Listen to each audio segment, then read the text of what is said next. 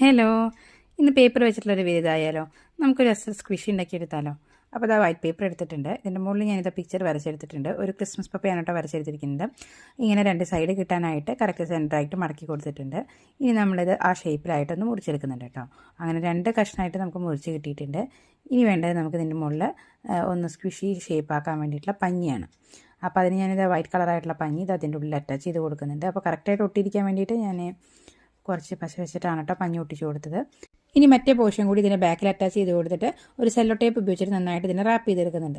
ഇനി അതിന് ശേഷം ഇതേ ഷേപ്പിൽ കുറച്ച് അകലം വിട്ടിട്ട് നമ്മൾ ഈ സൈഡൊക്കെ ഒന്ന് മുറിച്ചെടുക്കുന്നുണ്ട്. ഇത്രയായി കഴിഞ്ഞാൽ നമുക്ക് ഇട നേരത്തൊക്കെ ഒന്ന് നീക്കി കളിക്കാനുള്ള സ്ക്വിഷി റെഡി ആയിട്ടുണ്ട്. അങ്ങനെ നമ്മുടെ എക്സ്മസ് ഡേ ഗിഫ്റ്റ് കൂടിയായിട്ട് നമുക്ക് ഫ്രണ്ട്സിനൊക്കെ കൊടുക്കാനായിട്ട് പറ്റും. അപ്പോൾ എങ്ങനെ ചെയ്ത് നോക്കല്ലേ? സിമ്പിളാണ്. അപ്പോൾ എല്ലാവരും ഇഷ്ടപ്പെട്ട് ലൈക്ക് ചെയ്യാനും ഷെയർ ചെയ്യാനും ചാനൽ സബ്സ്ക്രൈബ് ചെയ്തിട്ട് കൂടാനും മറക്കരുത്. നമുക്ക് ഇതുപോലെ വേറൊരു ക്രാഫ്റ്റായിട്ട് അടുത്ത വീഡിയോയിൽ കാണാം. അതുവരേക്കും ബൈ.